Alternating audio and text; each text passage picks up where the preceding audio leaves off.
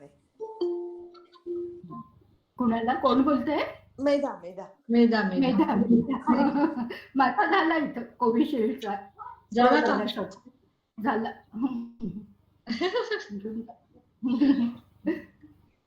ते आता आजकाल म्हणजे काय तो एक इव्हेंट झालेला आहे. फोटो टाकायचे विनोद होता. जो आला होता ना की फोटोग्राफर तिथे मिळतो का, आपण घेऊन जायचा का काय असं.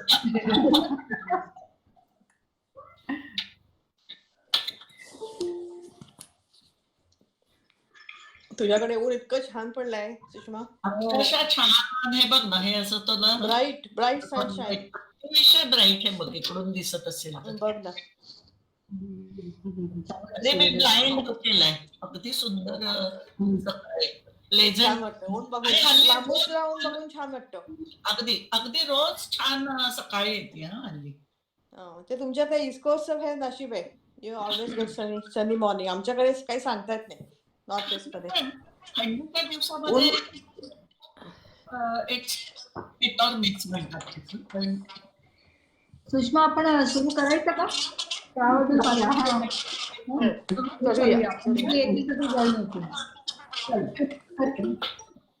नमस्कार मंडळी. आपला हुजूरबागेच्या मुलींचा बकुळीचा गजरा आता चांगलाच आकार घेत आहे. ह्या आजच्या गजरामध्ये आजचं पुष्प गुंफताना सर्वांनाच एक वेगळा आनंद होणार आहे.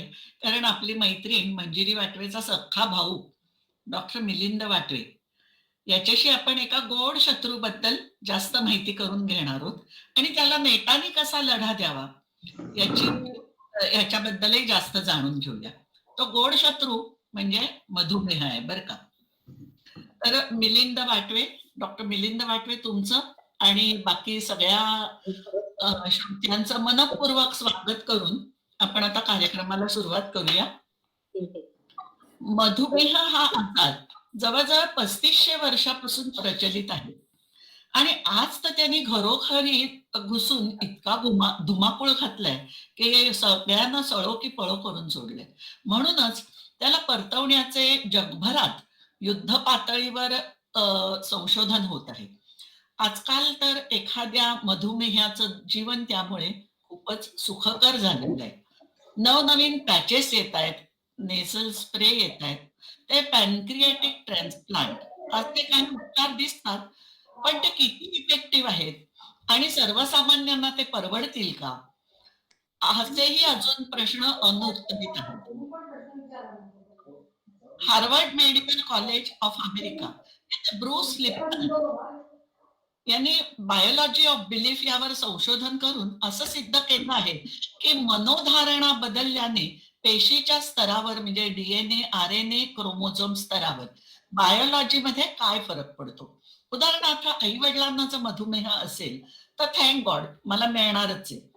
पण ही जर मनोधारणा असेल तर, किंवा त्यांना आहे पण मी मात्र निरोगी राहणार आहे असा संकल्प केला की त्या विशिष्ट जीन्स स्विच ऑफ होतात. हे हार्वर्डच्या प्रोफेसरनी सिद्ध करून दाखवले. यातून बोध असा घ्यायचा की संकल्पामागे ऊर्जा आपोआप पळते आणि पॉझिटिव्ह एनर्जी येते. संकल्प म्हणजे प्रकंपन. मनाच्या खोल कप्प्यातून व्यक्ती कळत न कळत काहीतरी निश्चय करते. तो असा की दुसराच हे करू शकतो तर मी का नाही, अशा अनुभवातून त्याला पॉझिटिव्ह एनर्जी मिळते. पण अधूनमधून नियमभंग पण होतातच. मधुमेह हा जीवनशैलीत बदल घडवून आणले तर ताब्यात राहू शकतो, किंबहुना त्यावर मातही करता येते. ते कसे, ते आता आपण मिलिंद वाटवेंकडून जाणून घेऊया. या विषयावर सध्या कित्येक वर्ष दीनानाथ हॉस्पिटल पुणे येथील डॉक्टरांशी चर्चा आणि या विषयावर ते भाषणही देत आहेत. मायक्रोबायोलॉजी हा त्यांचा अभ्यासाचा विषय असून आंतरराष्ट्रीय स्तरावर त्यांनी अनेक सन्मान मिळवलेले आहेत. या विषयावर त्यांनी एक पुस्तकही लिहिलेले आहे. त्याचं पब्लिशर स्प्रिंगर डोव्ज आहे आणि पुस्तकाचं नाव आहे डिप्लोमॅट्स अँड डायबिटीस. प्रथम वाटवे त्यांच्या व्याख्यानातून आपल्याला मधुमेह आणि त्यावरील उपचार पद्धतींवर माहिती देतील आणि नंतर त्यांच्याशी आपल्याला प्रश्न विचारून संवाद साधता येईल. सुरुवातीला सगळ्यांनी आपले माईक म्यूट वर ठेवावेत हे सगळ्यांना विनंती करते. आणि डॉक्टर वाटवे आता आपल्याला त्यांच्या व्याख्यानाला सुरुवात करते. Thank you very much. नमस्कार, माझा आवाज येतोय व्यवस्थित? हो येतोय. मी सुरुवातीला सांगतो की मी डॉक्टर नाही, म्हणजे मेडिकल डॉक्टर नाही, आणि त्यामुळे मी या विषयावरती बोलतोय याचं कारण त्या विषयावरती काही वेगळ्या प्रकारचं संशोधन माझ्या हातून घडलं आणि चालू आहे, अजूनही बराच काळ चालू आहे. परंतु डायबिटीस म्हटलं लोकांना लगेच असं वाटतं की अरे मग आपण काही शंका विचाराव्यात वगैरे, तर तसं काही नाही. मी पेशंट तपासत नाही, मी कोणालाही औषध विषयक सल्ले देत नाही, तो माझा विषय नाही. म्हणजे ही माझी मर्यादा मी आधीच सांगून टाकली, नंतर कोणी मला सल्ला विचारू नये अशी अपेक्षा. पण डायबिटीस म्हणजे काय हे समजून घेणं, त्याच्या मुळाशी काय आहे, त्याची मूळ बायोलॉजी काय आहे, माणसातच आहे का इतर प्राण्यांमध्ये पण आहे, तो एकदम गेल्या 2 पिढ्यांमध्ये काय वाढतोय, आधी होता का नव्हता, अशा, आणि काय करायचं झाल्यानंतर, अशा अनेक गोष्टी आहेत. आणि या क्षेत्रामध्ये मुळापासून बरंच परिवर्तन घडत आहे. माहितीये, म्हणजे मधुमेह होता हा आयुर्वेदामध्ये आहे, अरेबिक लिटरेचरमध्ये आहे, त्याचा मी नंतर उल्लेख पण करणार आहे काही स्पेसिफिकली. तर जवळपास काही हजार वर्ष लोकांना मधुमेह या त्या प्रकाराने माहित आहे. आणि तो कसा माहिती, त्याचं पहिलं लक्षण काय माहिती झालं माहितीये का, तर मधुमेहाच्या मूत्राला मुंग्या लागतात, हे सगळ्यात पहिलं लक्षण सांगितलं गेलं. मग हळूहळू ती साखर असते, मग ती युरिन मध्ये साखर जाते, मग रक्तात साखर वाढते वगैरे वगैरे. हे जवळजवळ म्हणजे हे काही 100 वर्षापूर्वी लक्षात आलं. इन्सुलिनचा शोध लागला याला बरोबर 100 वर्ष झाली यावर्षी. म्हणजे इन्सुलिन आणि ग्लुकोज हे गेले 100 वर्ष आपल्याला माहिती आहे. परंतु गेल्या 25-30 वर्षांमध्ये असं लक्षात येतंय की डायबिटीस म्हणजे नुसतं इन्सुलिन आणि ग्लुकोज नाही, तर 70-80 प्रकारचे वेगवेगळे मॉलिक्युल शरीरामध्ये त्याच्यामध्ये इन्व्हॉल्ड आहेत.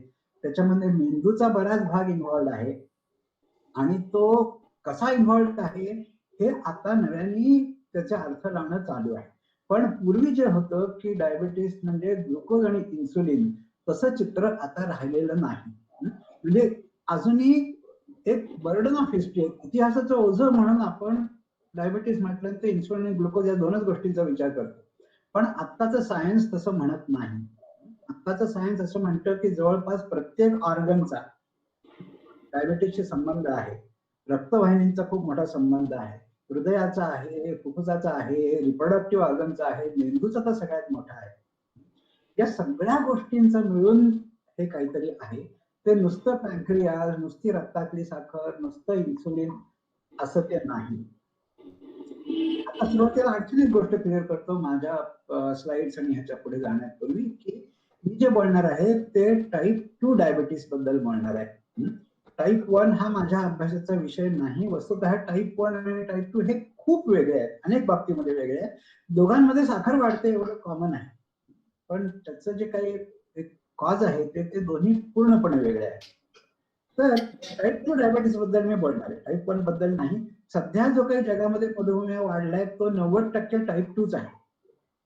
टाईप 1 आहे 10% लोकांमध्ये असतो, तो बऱ्याचदा लहानपणीच एक्सप्रेस होतो, पण ते पूर्णपणे वेगळं आहे. आणि त्यामुळे मी नुसता मधुमेह किंवा डायबिटीस हा शब्द वापरेन, पण तो टाईप 2 विषयी आहे. प्रत्येक वेळेस मी टाईप 2 म्हणत बसणार नाही. आता मी स्लाइड्स हे करतो, आणि फक्त तुम्ही त्या व्यवस्थित दिसतायत ना हे मला सांगा.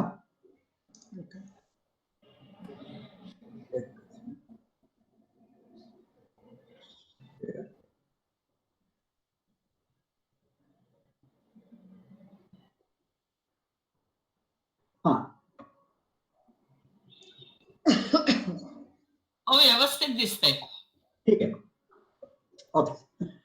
आता मेडिसिनच्या ज्या भागाचा मी अभ्यास करतो त्याला इव्होल्युशनरी मेडिसिन असं म्हटलं जातं. आणि इव्होल्युशनरी मेडिसिन म्हणजे हे वेगळं मेडिसिन नाही, कुठली नवीन पॅथी वगैरे नाहीये. पण माणसाचं शरीर जे घडलं ते इव्होल्युशन मधून घडलं. आणि त्यामुळे ते कसं घडलं हे समजून घेतलं तर मग ते कसं आहे, असं आहे, ते का आहे आणि त्यात बिघडलं तर काय बिघडू शकतं हे कळतं. म्हणजे मेडिसिनची डेव्हलपमेंट ही आधी कळसमजा पायासारखी झाली आहे, की आधी खूपशी मेडिसिन बाजारात आली आणि प्रचारात आली आणि त्यातली काही खूप यशस्वी ठरली, काही नाही ठरली.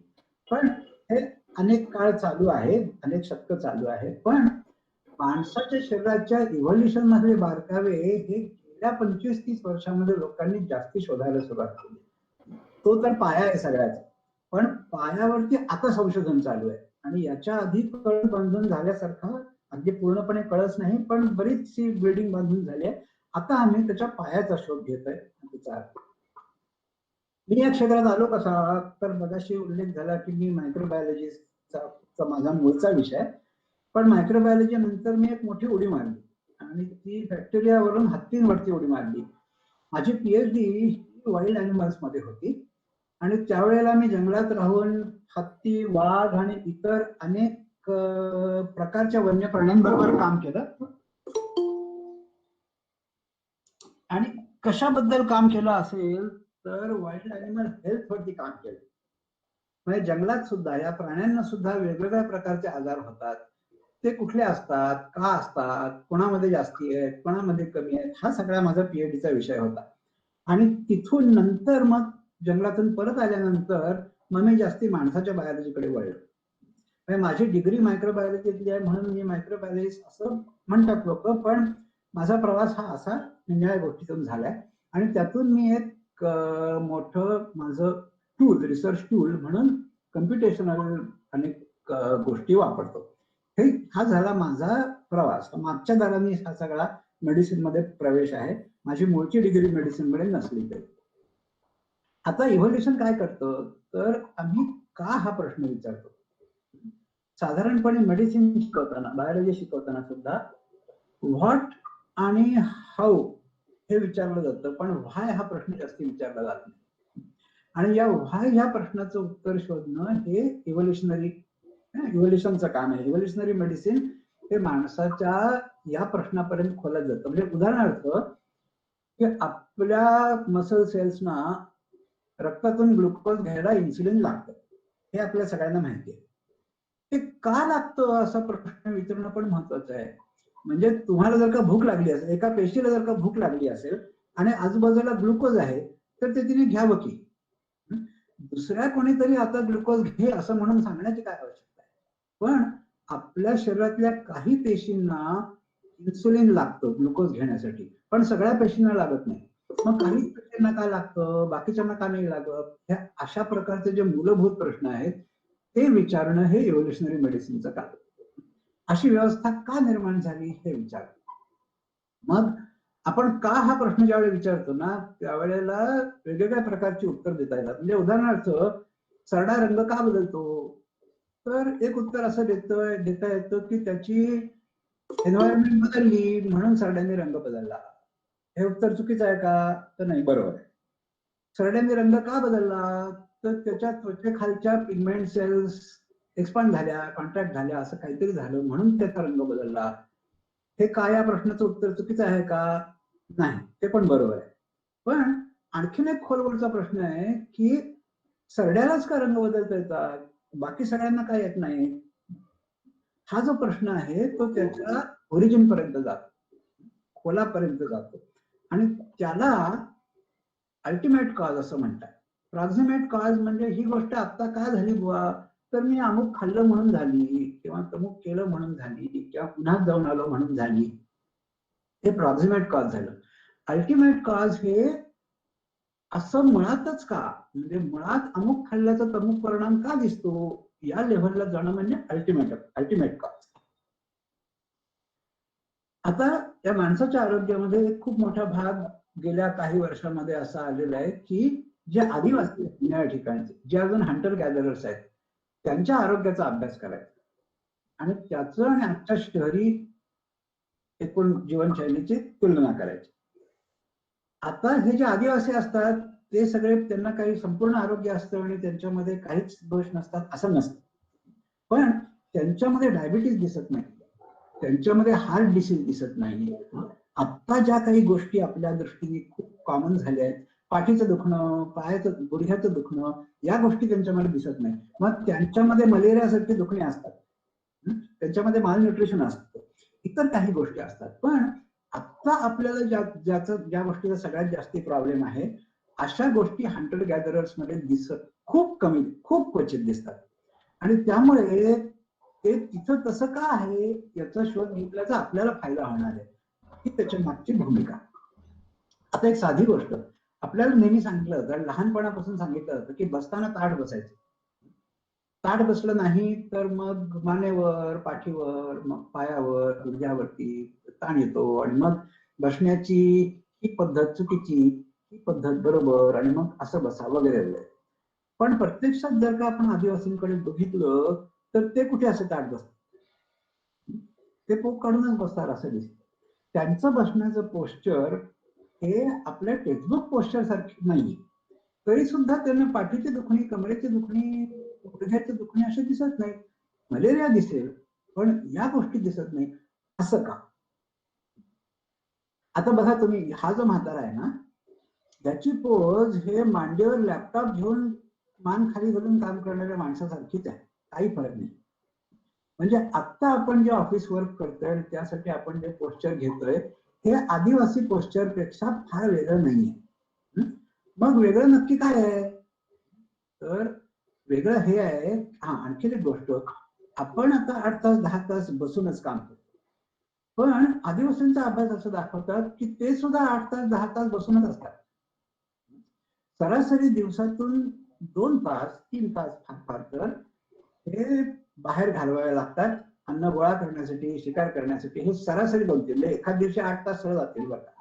पण मग एखादी मोठी शिकार मिळाली तर पुढचे 2-3 दिवस आणखीन काही करायला नको. सरासरी 2 ते 3 तास असंच त्यांचं ऍव्हरेज आहे. पण हे जे 2-3 तास त्यांचे जातात त्यामध्ये त्यांचं शरीर ज्या प्रकारच्या हालचाली करतं त्यामुळे ते हेल्दी राहतात, आणि या हालचाली आपल्या होत नाही. 8 तास बसतो याच्यामध्ये त्यांच्यात आणि आपल्यात फारसा फरक नाही, पण 1 ते 2 तास ते जे काही करतात ते आपण करत नाही, हा मुख्य फरक आहे.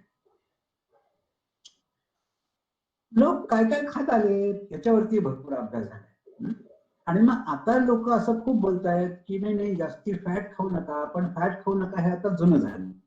सध्या शुगर खाऊ नका असं आहे. म्हणजे एकेकाळी फॅट वाईट होती, सध्या शुगर वाईट आहे.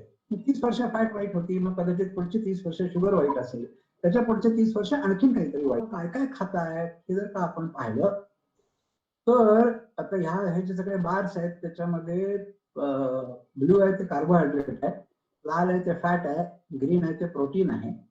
आणि हे फूड कॉम्पोजिशन याच्यामध्ये ऑस्ट्रेलियातले एस्किमोज आहेत, मसाई आहेत आफ्रिकेतले, कल्हारी कुंग आहेत वगैरे वगैरे. आणि खाली जे बार्स आहेत ना ते आपल्याला आयडियल म्हणून जे सांगितलं जातं त्याचे आहे. आता तुम्ही जर का इतर अनेकांचं फूडचं कॉम्पोजिशन पाहिलं तर ते आयडियल पासून कुठच्या कुठे वेगळं आहे. मसाई लोक 60-70% फॅट वरतीच जातात. हे कलाहारी कुंग जे आहेत ते एक प्रकारच्या तेल बिया असतात तिथे, त्या ऑइल सीड्स, त्यांचं 60% एनर्जी ह्या ऑइल मधून येते. आणि मग हे जे काही सो कॉल्ड आयडियल आहे त्याला जवळचं कोण असेल तर अमेरिका, जिथे लठ्ठपणा मॅक्झिमम आहे, आणि इंडिया जिथं डायबिटीस मॅक्झिमम आहे. आणि ह्याच्या उलट 80% कार्बोहायड्रेट खाणारे लोक आहेत, होते आणि आहेत. या सगळ्या जमातींमध्ये एखादी पिढी, आता अर्बनायझेशन झालंय, हे जर का सोडलं तर पारंपरिकरित्या त्यांच्यामध्ये डायबिटीस दिसलेला नाही. आणि आता सुद्धा जे हंटर गॅदरर आहेत त्यांचा पुरेसा अभ्यास झालाय, त्यांच्यामध्ये डायबिटीस दिसत नाही. आणि जे त्यातल्या त्या आयडियल फूडच्या जवळ जाणारे आहेत त्यांच्यामध्ये दिसतो. हे काय करून बघणार आहे? तर एकूण जगात लोक काय काय खातात हे जर का पाहिलं तर फॅट वाईट किंवा शुगर वाईट किंवा अमुक एक वाईट असं म्हणता येत नाही, कारण ते सगळं पचवून लोक हेल्दी राहिले. पण शहरी लाईफस्टाईल ही गेल्या 1-2 पिढ्यामध्ये जिथं जिथं आली तिथे बीपी वाढायला लागलं, शुगर वाढायला लागली, कोलेस्टेरॉल वाढायला लागलं, हे दिसून येते. म्हणजे लाईफस्टाईल मध्ये आहार व्यतिरिक्त दुसरं असं काहीतरी आहे ज्याचा हा खूप मोठा परिणाम असणार. मग मी म्हटलं मी तुम्हाला प्राण्यांचा अभ्यास करतो, तिथून बऱ्याच गोष्टी कळतात. म्हणजे उदाहरणार्थ हत्तीमध्ये लुकडा हत्ती आणि लठ्ठ हत्ती यांच्या वजनामध्ये फार फार तर 50% फरक असतो. म्हणजे 3 टन आणि 4 टन अशी वजनं असतील. लुकडा हत्ती 3 टन असेल, लठ्ठ हत्ती 4 टन असेल, सारख्या उंचीचे असले तर बरं का. उंच हत्ती असेल त्याचं वजन आणखी जास्त. पण जर का तुम्ही वाघामध्ये बघितलं तर लुकडा वाघ आणि लठ्ठ वाघ याच्यामध्ये 300% फरक असतो. म्हणजे काही प्राण्यांमध्ये लठ्ठ होण्याची टेंडन्सी खूप आहे आणि काही प्राण्यांमध्ये लुकडा आणि लठ्ठ याच्यामध्ये फारसा फरकच नाही. असं का होतं? अशा प्रकारचे प्रश्न आपण विचारू शकतो आणि या प्रश्नांमुळे जास्ती खोलात जाऊन आपल्याला समजतं. आता एक असं आहे की समजा एक उंदीर आहे. या उंदराला अन्न शोधण्यासाठी बिळातून बाहेर पडायला लागतं. आता बिळातून बाहेर पडलं तर बाहेर रिस्क आहे. बाहेर मांजर आहेत, नुसतं मांजरच नाही, ससाणे आहेत आणि काय मुंगूस आहेत आणि साप आहेत. ह्या सगळ्या गोष्टी बाहेर पडल्या तर मला सगळीकडून रिस्क आहे. पण बाहेर पडल्याशिवाय अन्न तर मिळणार नाही आणि त्यामुळे मला भूक किती लागावी, मी किती अन्नासाठी किती बाहेर हिंडावं म्हणजे मला पोटभर पण मिळेल पण रिस्क सुद्धा कमीत कमी राहील. हा हिशेब त्यांच्यामध्ये निर्माण झालेला आहे, त्यांच्यामध्ये इव्हॉल्व्ह झालेला आहे आणि असाच हिशेब माणसामध्ये पण इव्हॉल्व्ह झालेला आहे. कारण माणूस सुद्धा अन्न शोधायला ज्यावेळेला बाहेर पडत असेल त्यावेळेला रिस्क होती सगळ्याच गोष्टींची. मोठमोठे प्राणी होते, हिंस्र प्राणी होते, कॉम्पिटिशन होती. या सगळ्या गोष्टींमधून तुम्हाला अन्न पण शोधायचंय, पोटभर मिळालं तर पाहिजे पण रिस्क सुद्धा कमी घेतलं पाहिजे. आणि त्यामुळे आपल्याकडे असे काही मेकॅनिझम्स निर्माण झालेले आहेत आपल्या मेंदूमध्ये की त्यांनी भूक कधी लागायची, किती खायचं, किती खाल्ल्यावर थांबायचं, हे सगळे हिशेब आपल्या मेंदूमध्ये मुळात आहेत. आपल्याला जाणून बुजून खरं तर कुठे थांबायचं याचा विचार करायला लागण्याचं कारण नाही, कारण आपल्या मेंदूमध्ये मुळात हे मेकॅनिझम्स आहेतच. पण ते ज्या परिस्थितीमध्ये उत्क्रांत झाले त्या परिस्थितीचा आज संबंधच राहिलेला नाही. ही एक बिरबलाची जुनी गोष्ट आहे, सगळ्यांना आठवत असेल की त्या बोकडाला खायला तर भरपूर घालायचंय पण त्याचं वजन तर वाढता कामा नये. आणि मग बिरबलाने असं केलं की दिवसा त्याला भरपूर खायला घालायचं आणि रात्री वाघाच्या पिंजऱ्यासमोर बांधायचं आणि यांनी त्याचं वजन वाढणार नाही. ही जी काही बिरबलाची जुनी गोष्ट आहे, आता त्याची बायोकेमिस्ट्री माहिती झाली. ज्या वेळेला अन्न शोधण्याचा रिस्कशी संबंध असतो, धोक्याशी संबंध असतो, त्यामुळे त्या धोक्यामुळे ब्रेन मध्ये तयार होणारी काही रसायनं आणि आपल्या फॅट कडून येणारी रसायनं यांचा डोक्यामध्ये जो मेंदूमध्ये जो संवाद चालतो त्याच्यावरून ठरतं की किती अन्न गोळा करायचं आणि कधी थांबायचं. आणि हे सगळं आपल्यामध्ये मुळात आहे. आता आपण ते वापरतच नाही आणि त्यामुळे कुठे थांबायचं आपल्याला कळत नाही आणि त्यामुळे माणूस किती खातो, त्याचे किती फॅट होते, काय होते याचा काही संबंध राहिलेला नाही. याचा अर्थ असा की हेल्दी राहण्याचे मुळात मेकॅनिझम्स हे आपल्यामध्ये होते आणि आहेत, पण ते आता आपण वापरत नाही. म्हणून मी ठेवलं नाही, फार टेक्निकल साईड होतं ते काढून टाकलंय बस. एनिवे, आणखीन एक इंटरेस्टिंग गोष्ट, आपण स्ट्रेस बद्दल नेहमी बोलतो की स्ट्रेस वाईट आणि स्ट्रेसमुळे अमुक होतं आणि स्ट्रेसमुळे माझी शुगर वाढली आणि स्ट्रेसमुळे ब्लड प्रेशर वाढलं वगैरे अशा सगळ्या गोष्टी आपण म्हणतो. पण स्ट्रेसमुळे नेहमी असंच होतं असं पण नाही.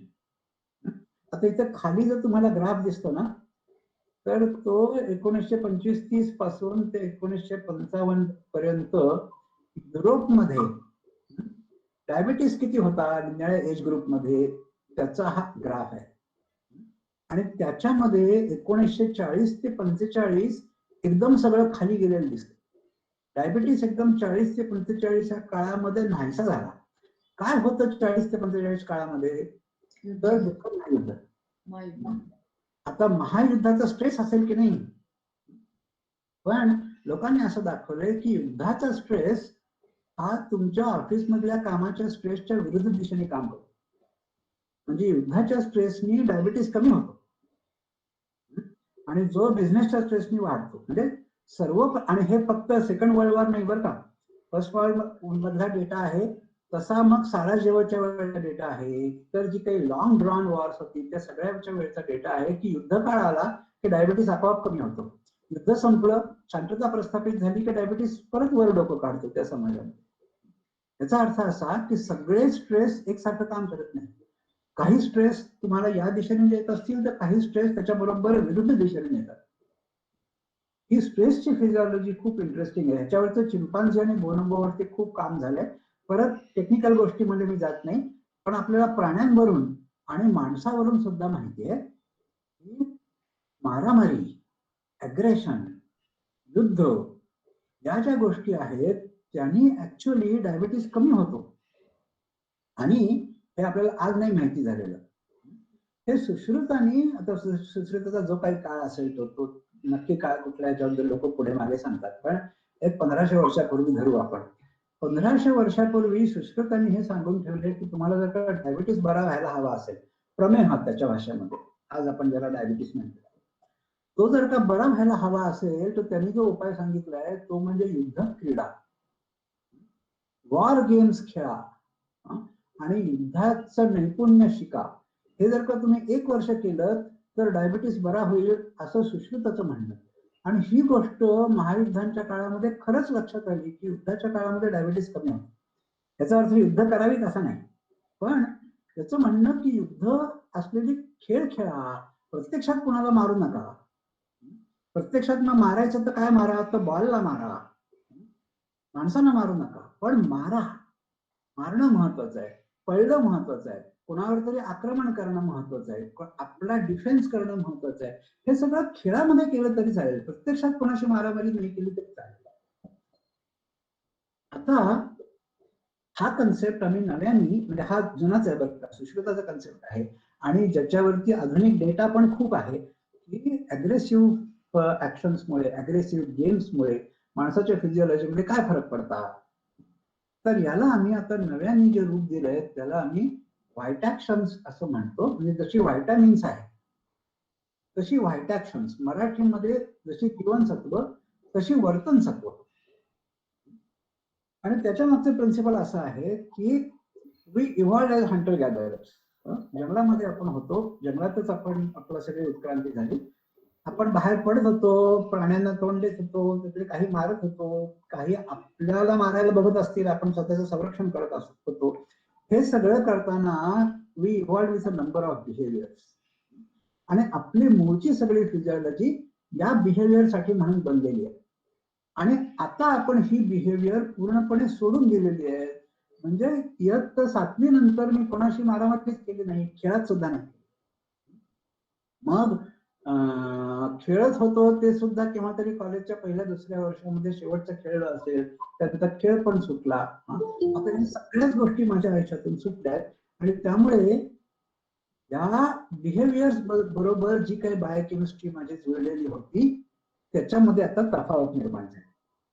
तर ह्या व्हायटॅक्शन्स कुठल्या बिहेवियरची आपल्याला डेफिशियन्सी आहे, तर त्याच्यामध्ये aggression, adventure, minor injuries, impact बॉडीवर होणं, मग क्विक न्यूरोमस्क्युलर कोऑर्डिनेशन, चपळतेने कुठल्या तरी हालचाली करणं, बॉल असा येतोय का तर क्षणात निर्णय घेऊन आपण आपलं शरीर त्याप्रमाणे हालचाल करायला लावणं. या ज्या काही गोष्टी आहेत या माणसाला नॉर्मल आहेत, त्या आपल्या हेल्थसाठी आवश्यक आहेत आणि वी आर मिसिंग दॅट. आणि मग ही जी डेफिशियन्सी आहे ही डायटरी डेफिशियन्सी पेक्षा वेगळी डेफिशियन्सी, व्हिटॅमिन डेफिशियन्सी पेक्षा वेगळी डेफिशियन्सी. आणि या डेफिशियन्सीमुळे काय काय होतं तर त्याच्यामध्ये डायबिटीस आहे, हायपरटेन्शन आहे, कोलेस्टेरॉल, कार्डिओव्हास्क्युलर डिसीज आहे, मग ऑस्टिओपोरोसिस आहे, पीसीओएस जो सध्याच्या पिढीमध्ये मुलींच्या प्रचंड कॉमन आहे, इरेक्टाईल डिस्फंक्शन, क्रॉनिक पेन्स, पाठीचं, कमरेचं, गुडघ्याचं दुखणं, या सगळ्या गोष्टी हे ऑर्थोपेडिक प्रॉब्लेम नसतात. बरेचसे हे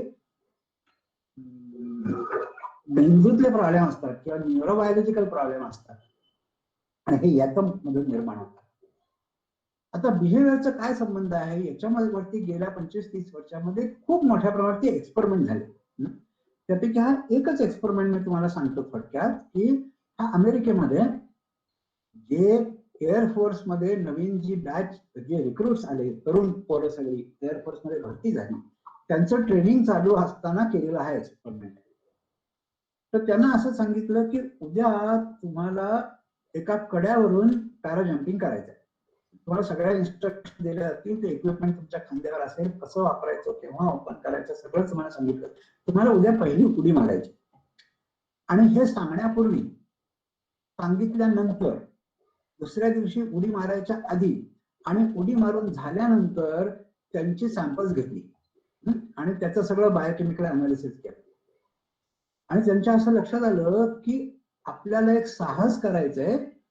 या नुसत्या कल्पनेने, म्हणजे प्रत्यक्ष साहस केल्यानंतर आपल्याला साहस करायचंय, या कल्पनेने आपली ब्लड केमिस्ट्री खूप मोठ्या प्रमाणावरती बदलत असते. त्याच्यामध्ये ग्रोथ फॅक्टर ज्याला म्हणतात ते खूप मोठ्या प्रमाणावरती तयार होतात. मग तुम्ही काहीतरी साहस करताय, म्हणजे तुम्हाला जखमा होऊ शकतील, या नुसत्या कल्पनेने जखमा बऱ्या होण्याच्या यंत्रणा आपोआपच प्रिपरेटिव्ह इन अँटिसिपेशन कामाला लागतात. आता वर्षानुवर्ष आपल्याला मुंगी पण चावत नाही, आपल्याला वर्षानुवर्ष काही जखमच होत नाही, असं म्हटल्यानंतर हळूहळू या यंत्रणा ढेपाळतात, काम करायच्या बंद होतात.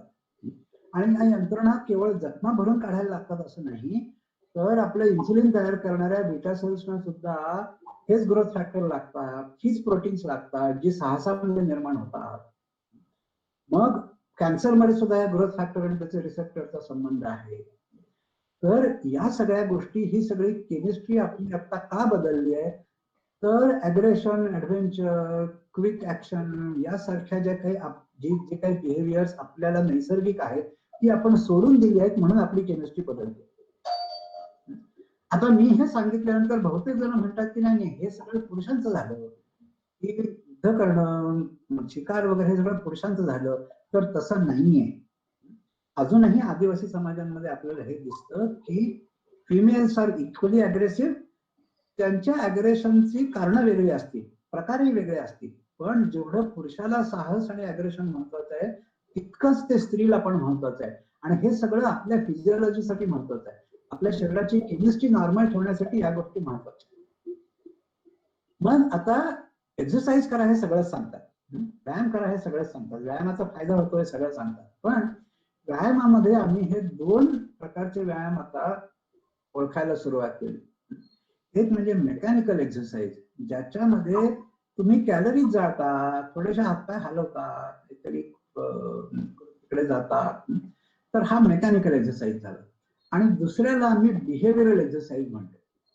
हा नुसता मेकॅनिकल नसतो, तर त्याच्यामध्ये एक मेंटल कॉम्पोनंट आहे, एक बिहेवियरल कॉम्पोनंट आहे, की तुम्हाला काहीतरी एक ध्येय आहे, तुम्हाला काहीतरी पाठलाग करायचं आहे, तुम्हाला काहीतरी गाठायचं आहे, कोणाशी तरी स्पर्धा करायची आहे, असं असेल तर तो बिहेवियरल एक्सरसाइज झाला. आणि शरीरावरचे मेकॅनिकल एक्सरसाइजचे परिणाम आणि बिहेवियरल एक्सरसाइजचे परिणाम याच्यामध्ये खूप अंतर असतं. याचं कारण बिहेवियरल एक्सरसाइज मध्ये मेंदू, मन, त्याच्यातली सर्किट, त्यातली बायोकेमिस्ट्री, त्यातले आपले सगळे न्यूरॉनल कनेक्शन, ही सगळी येतात, जी मेकॅनिकल एक्सरसाइज मध्ये येत नाही.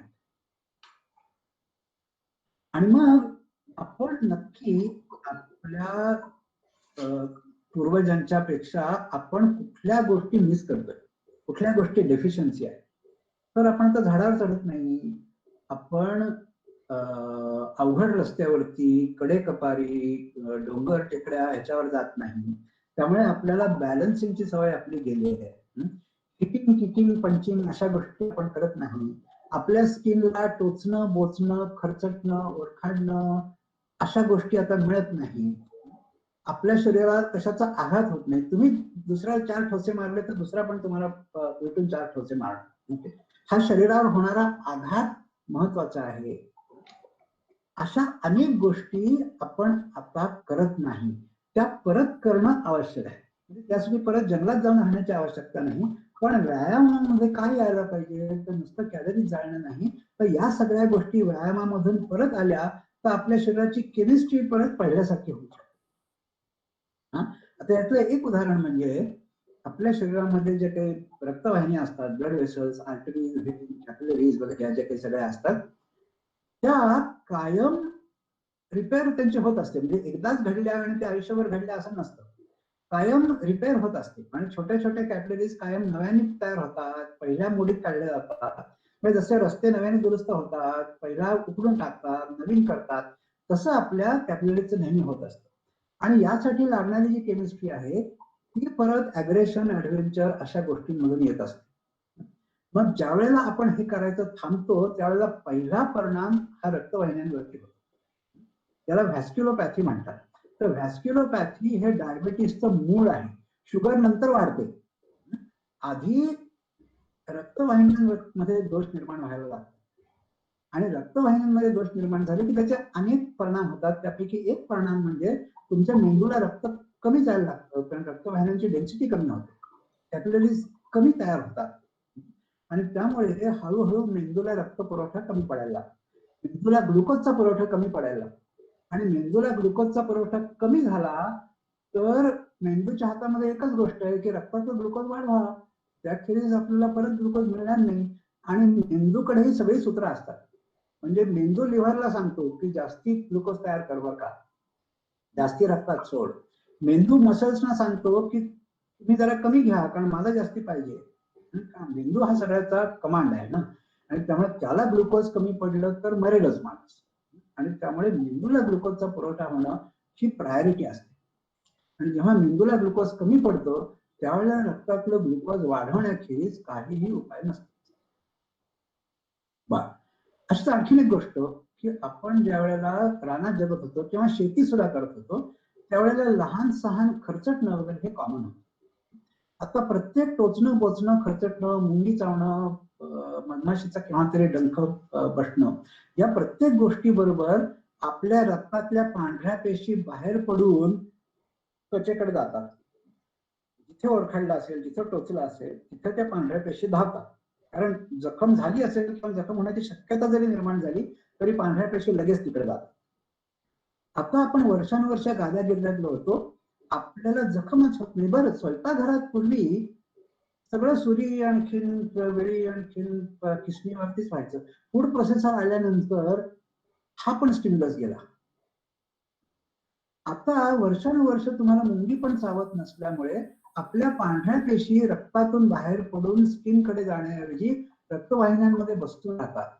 रक्तवाहिन्यांमध्ये पांढऱ्या पेशीचं प्रमाण वाढायला लागतं आणि ते जर का प्रमाणाबाहेर वाढलं तर अनेक प्रकारचे आजार त्याच्यामधून निर्माण होतात.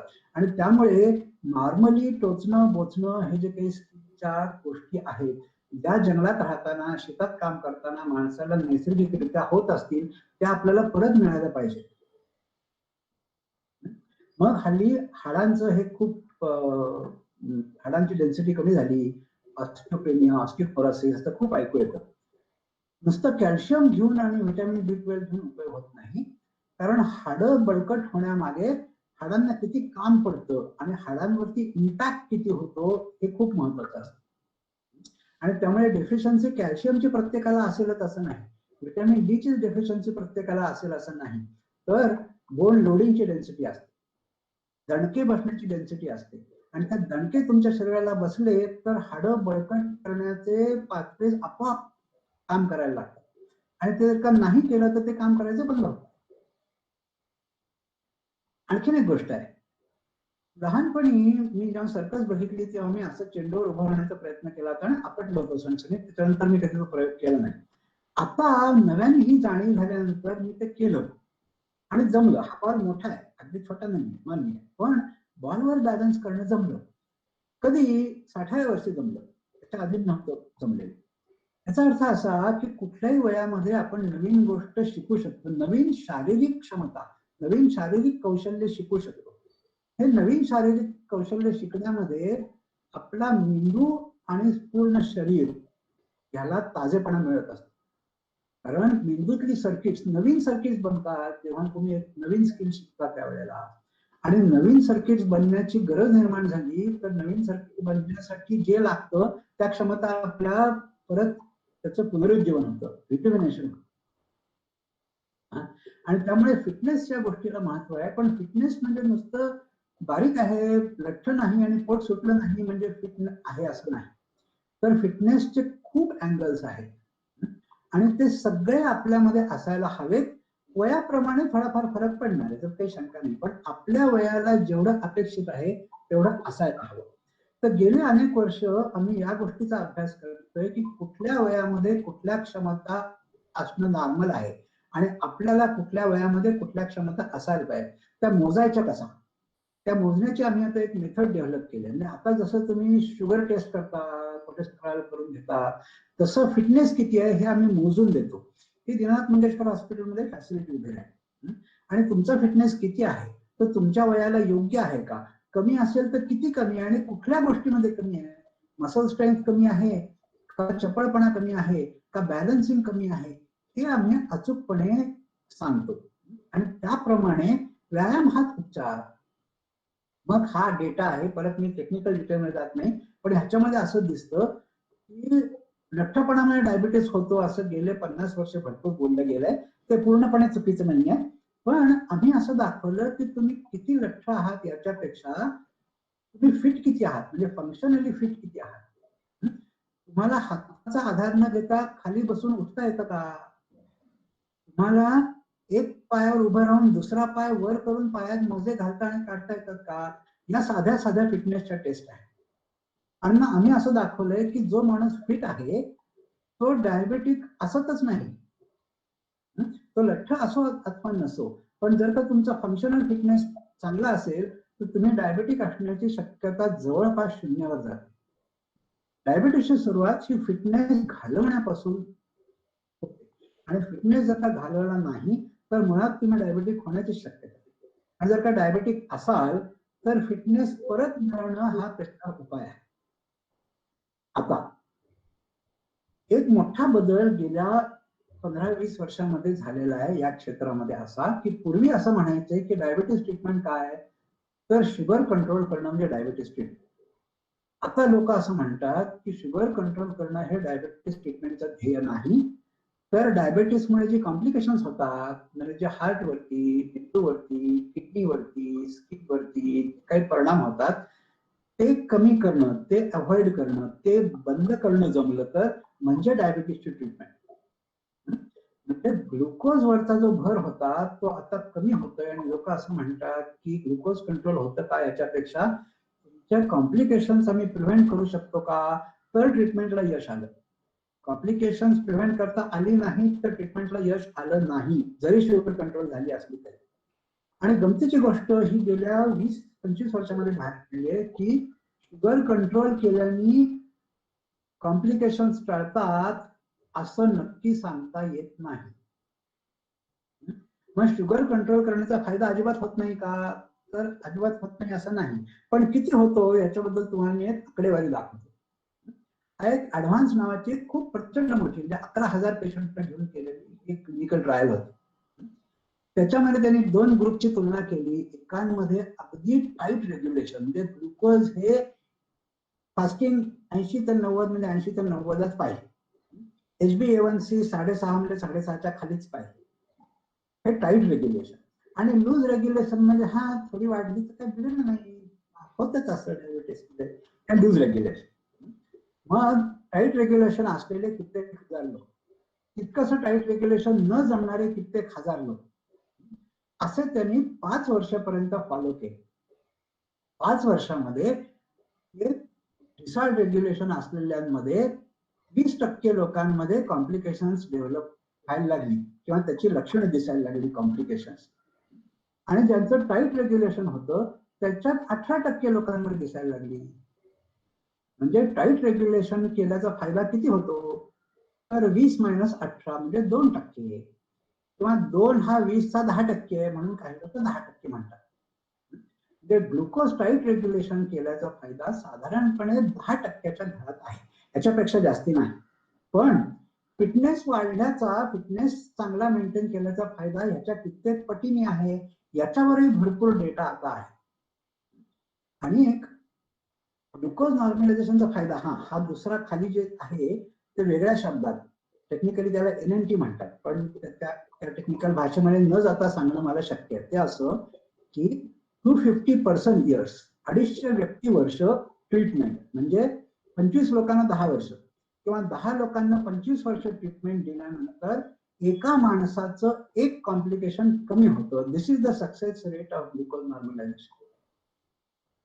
तर हे मी अशासाठी सांगतो की आतापर्यंत डायबिटीस म्हणजे फक्त ग्लुकोज कंट्रोल करा ह्याच्या पलीकडे काही सांगितलंच गेलं नाही. आणि ग्लुकोज कंट्रोल केल्याचा फायदा अगदी मार्जिनल आहे. याच्या उलट जर का तुमचा कार्डिओ रेस्पिरेटरी फिटनेस चांगला ठेवला, म्हणजे तुमचा दमसास चांगला आहे, तुमचं हृदय आणि फुफ्फुस योग्य व्यायामामुळे चांगलं काम करत राहिलेलं आहे, तुमचे स्नायू चांगले आहेत, तुमचे रक्तवाहिन्या चांगल्या आहेत, अशी जर का परिस्थिती असेल तर ग्लुकोज थोडंफार इकडे तिकडे झालं तरी काही फरक पडत नाही. तुम्हाला गंभीर आजार होण्याची, डायबिटीसमुळे मरण्याची शक्यता नाही, जोवर तुम्ही तुमचा कार्डिओ रेस्पिरेटरी आणि बाकीच्या शरीराचा फंक्शनल फिटनेस खूप चांगला ठेवलेला आहे. आणि त्यामुळे आता सगळा याला ग्लुकोसेंट्रिक म्हणायचे किंवा म्हणतात अजून की फक्त ग्लुकोजचा विचार करणं. आता डायबिटीसचा विचार त्याच्या पलीकडे गेलाय आणि असं म्हणतात की नुसत्या ग्लुकोजचा विचार करू नका, तर तुमचा फिटनेस चांगला ठेवा.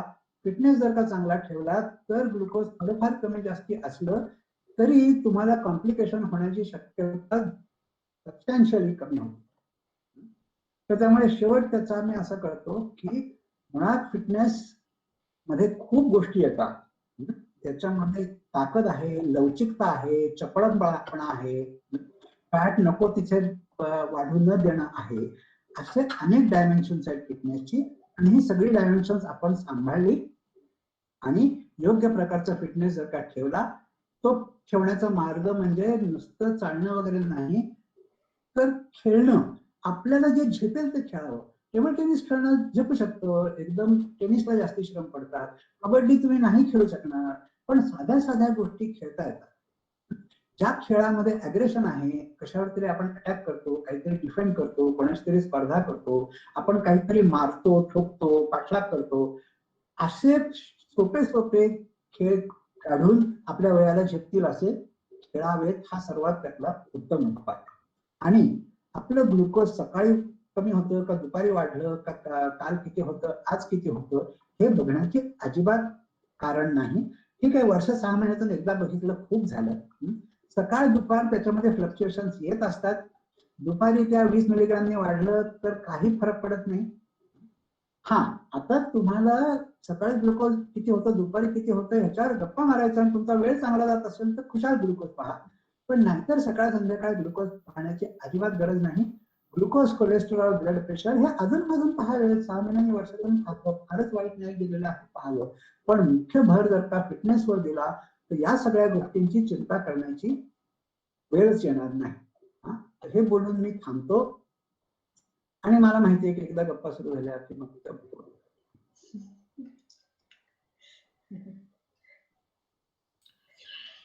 मिलिंद, तुम्ही फार उपयुक्त माहिती दिलीत.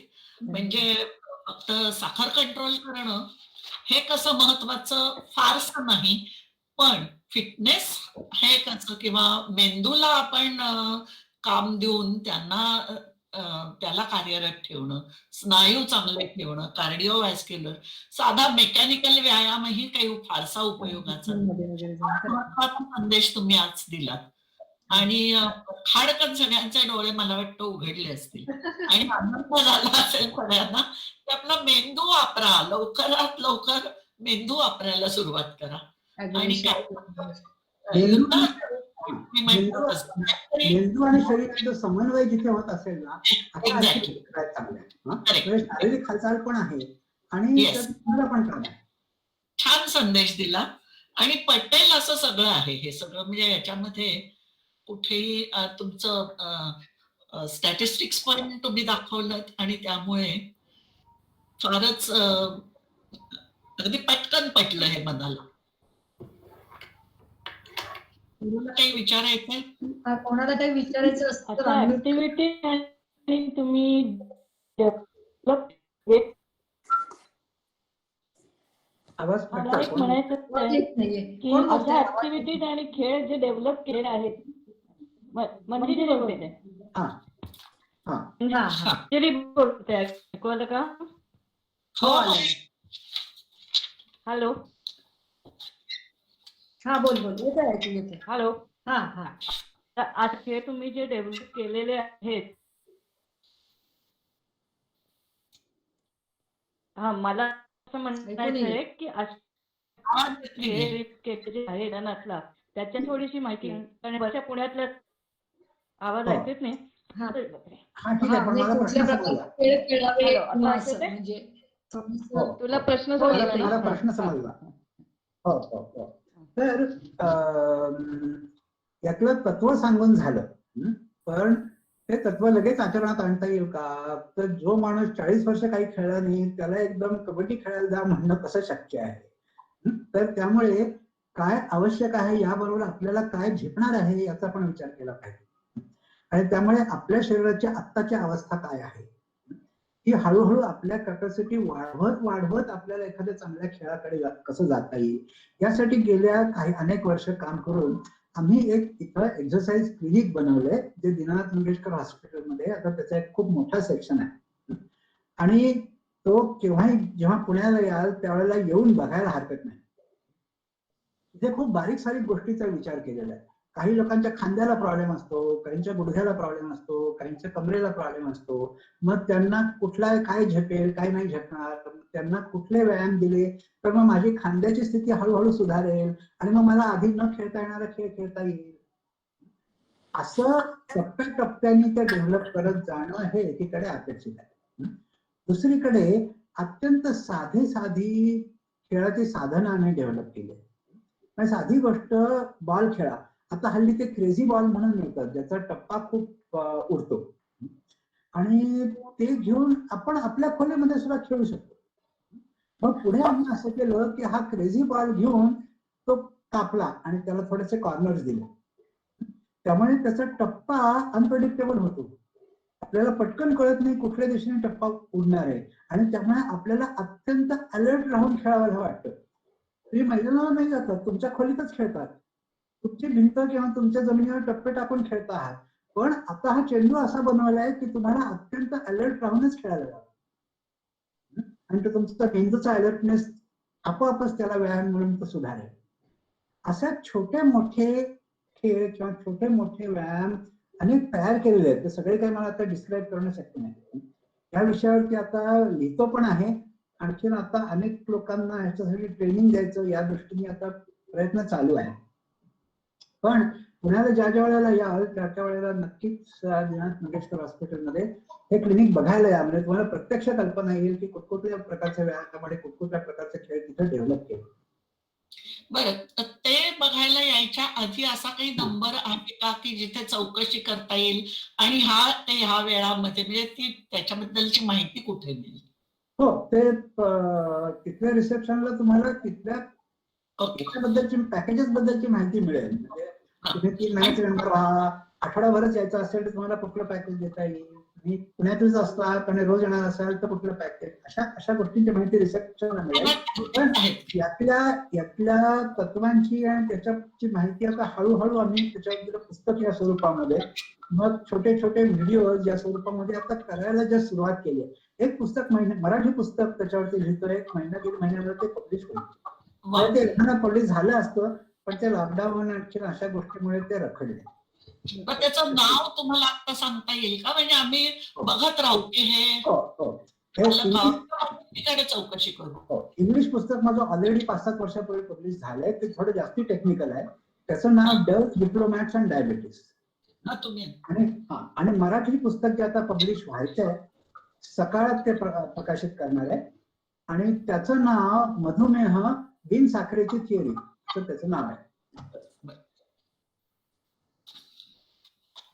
पण आता तुम्ही जे क्लिनिक चालवता दीनानाथला तर मी तुमचा असा एक डेटा जमलाय का की बाबा या माणसाला प्रॉब्लेम होता, डायबिटीस होता आणि ह्या खेळांमुळे त्याच्यामध्ये खूप फरक पडला विदाऊट गोळी किंवा असं काही तुमच्याकडे डेटा आहे का? म्हणजे हो, आता हा बरोबर. आताच आम्ही एक ग्राफ जो दाखवला तो डेटा त्याच्या आधीचा आहे. म्हणजे माणसाची शारीरिक स्थिती काय आहे आणि त्याला डायबिटीस आहे की नाही याचं अनालिसिस करून आम्ही असं दाखवलंय की जो मुळात फिट आहे त्याला डायबिटीस होत नाही. आता डायबिटीस झालेला बरा होतो का हा खूप इंटेन्सिव्ह स्टडी असणार आहे. उत्तर इतक्या लगेच मिळणार नाही. त्या स्टडीला पैसाही खूप लागणार आहे आणि एवढा पैसा आता आमच्याकडे नाही. आता इंडिव्हिज्युअल लेव्हलला काही केस रिपोर्ट्स वगैरे असे आमच्या हातात यायला लागले. परंतु आता मेडिसिन हे नुसत्या केस रिपोर्टला मानत नाही. तुमचा सिस्टमॅटिक स्टडी असेल तरच तुम्ही त्याला सायन्स म्हणू शकता. या स्टडीच्या दिशेने आम्ही जातो आहोत, पण त्याला खूप पैसा लागणार आहे, तो उभा राहायला वेळ लागणार आहे. आणि प्रत्येकाचं हे वेगळी असते क्षमता, त्याच्यामुळे प्रत्येक इंडिव्हिज्युअल स्पेसिमध्ये सरसकट तो सगळ्यांसाठी. आणि हे एक ही गोष्ट खूप महत्वाची आहे, सगळ्यांना सरसकट सारखाच व्यायाम सांगता येत नाही. कारण कोणाच्या गुंड्याला प्रॉब्लेम असतो, कोणाच्या घोट्याला प्रॉब्लेम असतो, कोणाला दमसास नसतो, प्रत्येकाचा वेगळा प्रॉब्लेम आहे. सगळ्यांना एक व्यायाम झेपणार पण नाही. मग काय होतं माहितीये का, मग कॉमन मिनिमम प्रोग्राम कडे लोक येतात. सगळ्यांना झेपेल असं काय आहे की अर्धा तास चाला बाबा, हळूहळू चालला तरी चालेल, पण तो इतका मिनिमम एरिया येतो की त्याचा इफेक्ट फार दिसत नाही, थोडा दिसत नाही. बरोबर. कारण आपण चालणारे लोक पण खूप बघतो, नित्यनियमाने अतिशय रेग्युलर, त्याच्यात डायबिटीस मध्ये कणाचाही फरक पडत नाही, हे मी बघितलंय. त्याच्यामुळे चालणं हे बसून राहण्यापेक्षा केव्हाही चांगलं असं नक्की म्हणू शकतो आपण. पण सगळ्या गोष्टी होतात का, 40 मिनिटं अगदी ते म्हणजे काय म्हणायचं सारखं चालतात आणि त्याचा काही इफेक्ट दिसत नाही, म्हणजे तुमची गोळी कमी होत नाही, काहीच होत नाही. या दृष्टीने योगासनाचा किती उपयोग होतो? या दृष्टीने योगासनाचा किती उपयोग होतो? योगासन आता बरोबर आहे. तर योगासनाचा उपयोग नक्की आहे, पण कुठलाच, मी मगाशी तुम्हाला जे तत्व सांगितले त्याच्यामध्ये असं लक्षात येईल की कुठलाच एक व्यायाम पुरेसा नाही. आपल्या सगळ्या शरीराला आणि सगळ्या प्रकारच्या ऍक्टिव्हिटीज देणारा विविधता असलेला व्यायाम पाहिजे. तर योगामध्ये अनेक स्ट्रॉंग पॉइंट्स आहेत, पण योगामध्ये चपळतेला काही नाही बघा. ऍक्शन वाला योगामध्ये काही नाही. फ्लेक्झिबिलिटी आहे, लवचिकता योगाने चांगली येते, कोर स्ट्रेंथ योगाला चांगली लागते. म्हणजे योगाचे पॉझिटिव्ह पॉइंट्स आहेत, पण तशीच काही लिमिटेशन पण आहेत. असं प्रत्येक व्यायाम प्रकाराचं आहे की प्रत्येक व्यायाम प्रकाराचे वेगळे प्रॉज अँड कॉन्स आहेत. त्यामुळे आपल्या शरीराला सर्व बाजूनी योग्य कसा व्यायाम मिळेल असं आपण बघत राहिलो. त्याच्यामध्ये योगासनांचा अंतर्भाव नक्की असेल. सूर्यनमस्काराची मग त्या मनाने व्हॅल्यू जास्त आहे. त्याच्यामध्ये जास्ती शरीराच्या निळ्या भागाने व्यायाम आहे, पण सूर्यनमस्कारामध्ये सुद्धा हेच आहे, चपळ ऍक्शन नाही त्याच्यामध्ये. बरोबर आहे. योगा हे स्लोच आहे. बरं, माझा असा प्रश्न आहे की गोड खाऊन किंवा गोड नाही खाल्लं तरी, मी रोज सकाळी शुगर बघते तर कधी कधी गोड खाऊन सुद्धा कमी येते, गोड नाही खाल्लं तरी जास्त येऊ शकते. त्यामुळे आता डाएटचे 2 प्रकार त्यांनी सांगितले, दीक्षित 2 काय अनेक असतील खरं म्हणजे, पण पॉप्युलर आहेत ते दीक्षित, दिवेकर, मग किटो बिटो, बरंच काय काय आहे. तर आता ह्या सगळ्याचा एकत्रित विचार केला तर आपण जे खातो ते हल्लीचं खाणं आणि पूर्वीचं खाणं, व्हेज आणि नॉन व्हेज, जेनेटिकली मॉडिफाईड असं पुष्कळ म्हणजे आता म्हणजे अन्नधान्यात सुद्धा आहे की पूर्वी एका विशिष्ट बियाणापासून किंवा अमक्या ह्याच्यापासून एक पोतं क्षणभर समजूया मिळत असेल तर आता त्याची 10 पोती कसं, म्हणजे ते अन्न खाल्ल्याने त्याचे सगळे आपल्या शरीरावर एकत्रितरित्या परिणाम होतच असतात. तर आज आता मिळतं तेच आपल्याला खायला हवं, मग ते जेनेटिकली इंजिनियर्ड असेल किंवा काही असेल. तर ह्याच्यातला सुवर्ण मध्य काय असू शकतो? आता याच्यामध्ये ज्या अनेक गोष्टी बोलल्या गेलेल्या आहेत त्याच्यातला जेनेटिक इंजिनियर असलं नसणं, रिफाईंड असणं नसणं, व्हेज किंवा नॉन व्हेज असणं याचा काहीही संबंध नाही. संबंध कुठल्या गोष्टीचा आहे तर आहारातून ज्या गोष्टी शरीराला मिळणं आवश्यकच आहे, म्हणजे सर्व प्रकारचे विटॅमिन्स, आयर्न, कॅल्शियम, पुरेसा फायबर, या गोष्टी ज्या आहारातून मिळायला पाहिजेत त्या मिळायलाच पाहिजेत, त्याला दुसरा काही ऑप्शन नाही. या गोष्टी आहारातून घेतल्याच पाहिजेत. पण या घेतल्यानंतर मी शुगर जास्ती खाल्ली का, फॅट जास्ती खाल्ली का, प्रोटीन जास्ती खाल्लं यांनी फारसा फरक पडत नाही. दिवसातून एकदा खाल्लं का 4दा खाल्लं यांनी फारसा फरक पडत नाही. 2 गोष्टी महत्वाच्या की एक म्हणजे आवश्यक गोष्टी योग्य ती amino acids, essential amino acid ज्याला म्हणतात ती, व्हिटॅमिन्स वगैरे या गोष्टी शरीराला आहारातून मिळायला पाहिजेत. त्या दृष्टीने चौरस आहार असला पाहिजे. आणि दुसरी गोष्ट आपल्या शरीराचं ऐकलं पाहिजे. आपलं शरीर खरं तर आपल्याला सांगतं की आता खाऊ झालं नको. का? भरलं पोट, आता नको खाऊस, पण नाही ते मला आवडतं म्हणून आपण द्यायचं. तेव्हा आपल्या शरीराचं म्हणणं ऐकावं आणि आवश्यक त्या गोष्टी आहारातून मिळाव्यात, या 2 गोष्टी सांभाळल्या की झाल्या. म्हणजे बफेला जेव्हा आपण पाहतो की केवढा स्प्रेड आहे तो आधी आपण जाऊन हिंडून बघून येतो हो, आणि मग प्लेट अशी भरून घ्यायची आणि मग ते संपवत बसायचं. हो. हे डेफिनेटली नाही करायला पाहिजे. चुकीचं आहे म्हणजे. हा, बरोबर. पण चपळपणा वाढवायचा म्हणजे पूर्वी कसं रेस खेळायचं किंवा कबड्डीमध्ये वगैरे त्या गोष्टी असतात की तुमचं इन्स्टंट थिंकिंग फिलिंग असं ते तुम्ही वापरता जास्त. हो, तर हो. तसं आता ह्या वयामध्ये तुम्ही चपळ कसं होणार म्हणजे या तारेखाली छोटे छोटे बॉल गेम्स जे इंडोर खेळता येतील असं खेळता कोणाला येतील ना, कुठल्याही वयात खेळता येतील. खरे.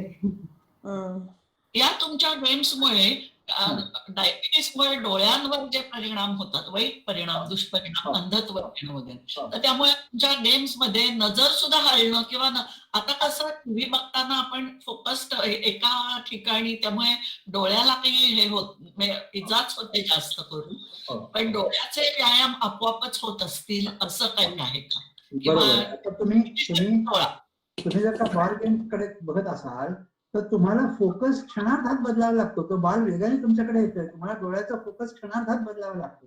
बरोबर. त्या फोकसिंगच्या यंत्रणेला व्यायाम होणं, या सगळ्या गोष्टी खेळांमध्ये आपोआप होत असतात. आपण लहानपणी लहान मुलांमध्ये सुद्धा हे बघतो की जी मुलं कमी खेळतात त्यांना चष्मा लवकर लागतो. बरोबर आहे. पूर्वी सागरगोटे वगैरे खेळायचो, त्याच्यामध्ये म्हणजे फार चांगला गेम येतो. तोच खेळायचो पूर्वी, काही टीव्ही नव्हते, असेच गेम खेळत असतो. कॅरम सुद्धा एका दृष्टीने नेम धरण्याच्या दृष्टीने डोळ्याला थोडस. इथे अमेरिकेमध्ये मी राहते, माझं नाव मेधा जोशी, आणि इथे हायकिंगची पद्धत खूप आहे अमेरिकेत. किंवा डोंगरातनं चालायचं, दऱ्यांमधनं चालायचं, किंवा लॉंग डिस्टन्स चालायचं. आणि जेव्हा हवा चांगली असेल तेव्हा मी बाहेर पडते आणि बरंच हायकिंग करते. 3-4 मैल दररोज कमीत कमी चालते. पण हे हायकिंग चांगलं आहे ना, म्हणजे एकूणच जनरली? हो, हायकिंग डेफिनेटली चांगलं आहे. त्याच्यामध्ये ज्या वाटेवरती जास्ती चॅलेंज असतील अशा वाटा नक्की निवडाव्यात. मग ठीक आहे, अगदी कडा चढणं नसेल शक्य या वयामध्ये, पण इकडे चढणं, चढ उतार, थोडा चिखल आहे, थोडे गोटे आहेत, अशा वाटांवरती मुद्दाम चाला.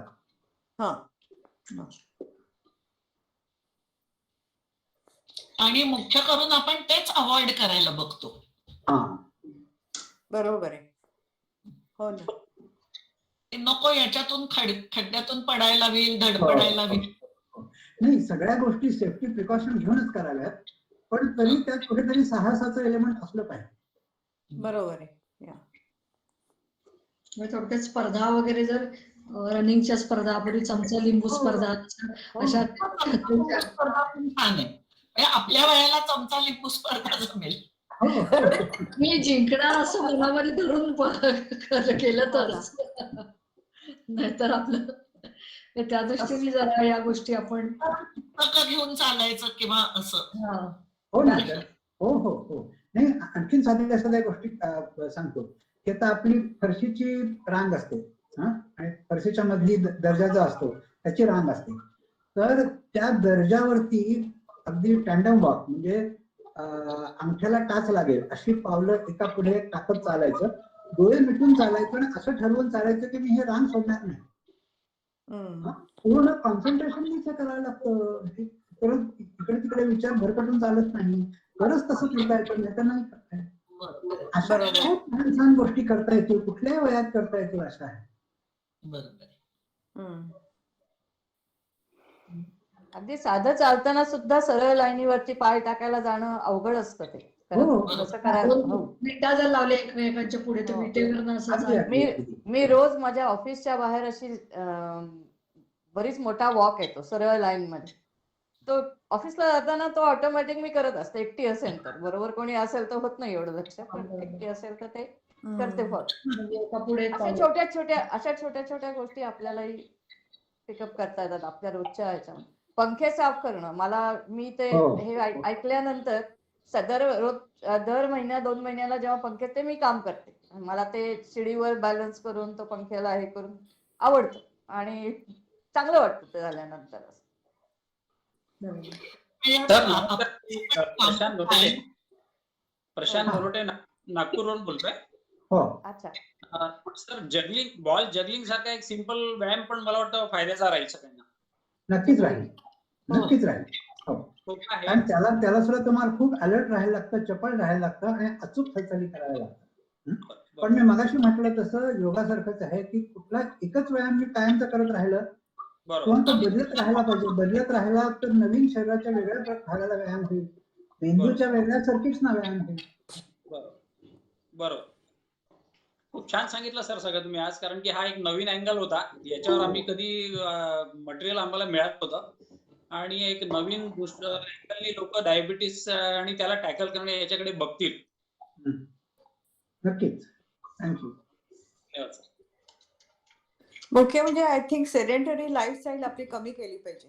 इतकं ऍक्टिव्ह राहता येईल आपल्याला सगळ्यांना. म्हणजे डाएट बरोबर सुद्धा आपली ऍक्टिव्हिटी लेवल वाढवायला पाहिजे.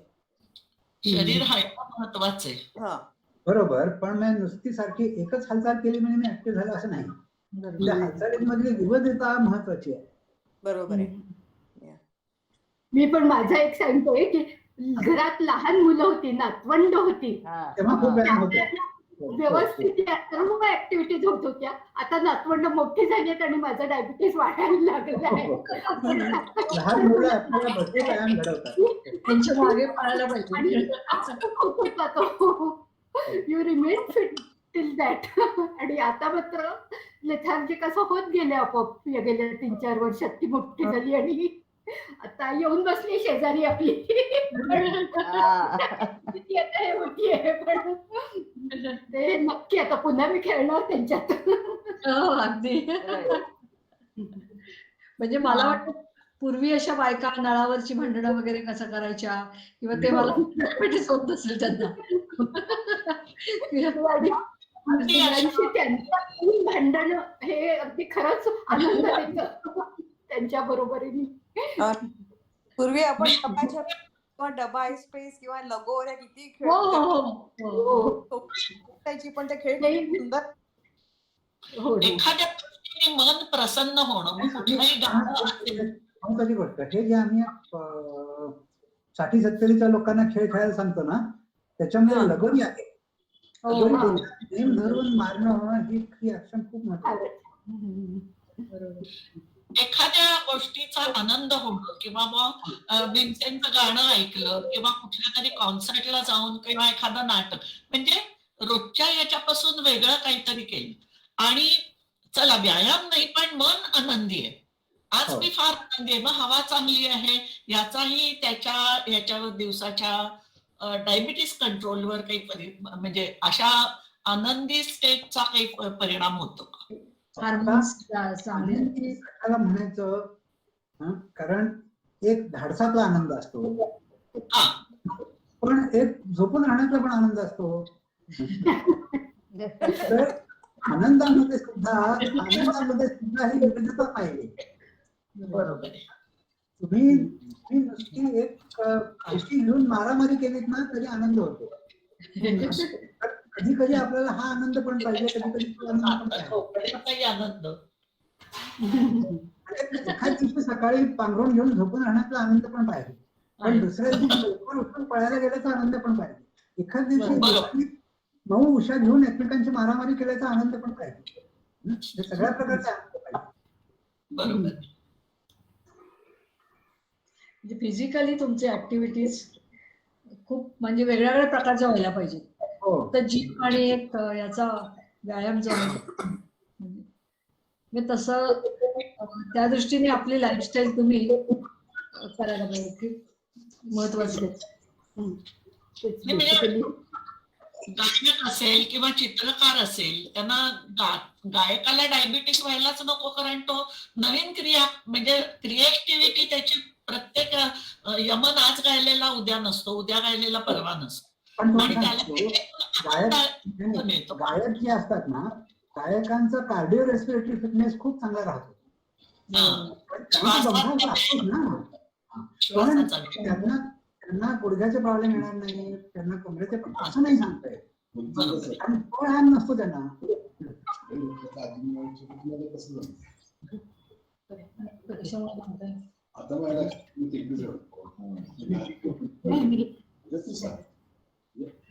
थोडक्यात आपण काहीतरी म्हणजे आपण बादली उचलतो तर तो काय आयसोमेट्रिक व्यायाम नाही. एका हातात बादली उचलतो, एका हातात काहीच नसतं.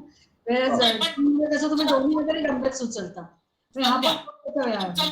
तर बादलीतलं पाणी सांडू नये, न सांडता घरात आणावं. बरोबर. पण एका जागी बॅलन्स करता.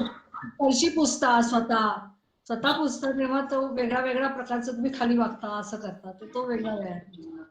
अशा टाईपचं काहीतरी तुम्ही शोधायला पाहिजे म्हणजे थोडक्यात. म्हणजे इथे जर मॉलीमेट ठेवलेली असेल घरचं काम करायला तर ती काढून टाका. करोनामध्ये तेच केलं ना. हा करा. बरोबर. पण खूप व्यायाम आजकाल होत नाही. पूर्वी कसं दळण व्यायाम होता, तसं आता होत नाही. जात्यावर दळणं किंवा मुसळाने काढणं असं काही होत नाही. तुम्हाला पाट्यावर वाटत. लक्षात घ्या. अरे आपण पोळ्या करत नाही आणि पोळ्याला नाही येते. मग पोळ्या करणे पूर्वीचं सगळं चांगलं होत असं नाहीये. म्हणजे पूर्वी हे पाणी उचलणं, विहिरीचं पाणी ओढणं, पाण्याच्या बाजूला उचलणं हा व्यायाम होता. दळणं वगैरे हा व्यायाम होता. पण तो सुद्धा एकांगी व्यायाम आहे. बरोबर. तर तुम्ही जुन्या पिढीमध्ये कमरेत वाकलेल्या म्हाताऱ्या खूप दिसायच्या. आता एकही दिसत नाही. ओव्हर एक्सरसाइज होतो तेव्हा. याचं कारण असं की त्यांना एकाच प्रकारची ऍक्टिव्हिटी सारखी करायला लागतात. रिपीट आहे. तर तसं करून नाही. बरोबर.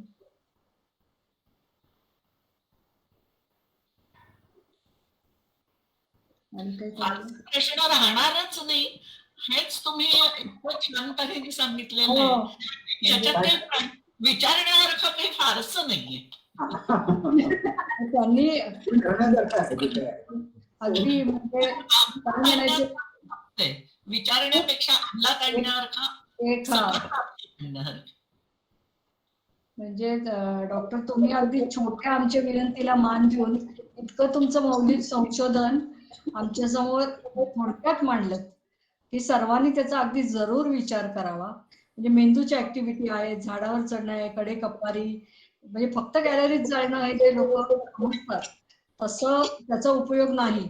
मेंदूचं कार्य सुद्धा तुमचं वेगळ्या प्रकारे चपळाईने किंवा असं चालू राहिलं पाहिजे. नवीन शारीरिक कौशल्य शिकणं महत्वाचं आहे. तर या गोष्टींवरती आपण सर्वांनी खरंच खूप विचार करायला पाहिजे. हा एक खूप वेगळा विचार त्यांनी आपल्या समोर मांडला. त्याच्यामुळे आम्ही सगळ्या जणी तुमचे खूप खूप आभारी आहोत. आणि मंजिरीने या कार्यक्रमासाठी पुढाकार घेतला आणि सुषमानी खूप छान नेहमीप्रमाणेच निवेदन केलं. तर तुमच्या सर्वांचे मनपूर्वक आभार. थँक्यू. आता हा कार्यक्रम संपण्याचं डिक्लेअर माझ्याकडून सगळ्यांचा आणि पुण्यातल्या तरी सगळ्यांनी आम्ही आता दिनानाथ मध्ये करोना जर आता कमी झालं की नक्की येऊ. आणि काही वेळ असेल तर आम्हाला सांगा तुम्ही कधी असता. म्हणजे साधारणतः त्या सुमाराला आम्ही येऊन एक आम्हाला वेगळी दिशा मिळाली. हो ना. याल तेव्हा हवं तर मला फोन करून या आणि ग्रुपने या म्हणजे मी एकदम सगळ्यांना दाखवता येईल. पुण्यात यायला काही हरकत नाही. हे ग्रुप खेळणं पण हे खूप महत्वाचं आहे. म्हणजे ग्रुप जमा करून तुमचे दिवस ठरलेले आहेत का? दिवस ठरलेले आहेत का? नाही. माझं कसं आहे की मी स्वतः मेडिकल डॉक्टर नाही, तेव्हा मी पेशंट पाहत नाही. म्हणजे तर संशोधनाचं काम पाहतो. तेव्हा माझ्या तिथे जाण्याच्या वेळा ठरलेल्या नसतात. त्या पुढे माझे होतात. पण कोणी येणार असेल तर मला आधी कळवा.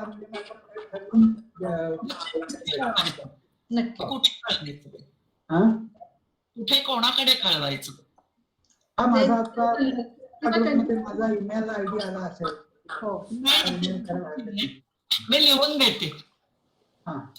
पाठवायचं मी पाठवते ना आपल्या ग्रुपवर पाठवते. कॉन्टॅक्ट नंबर पण पाठवते त्यांचा.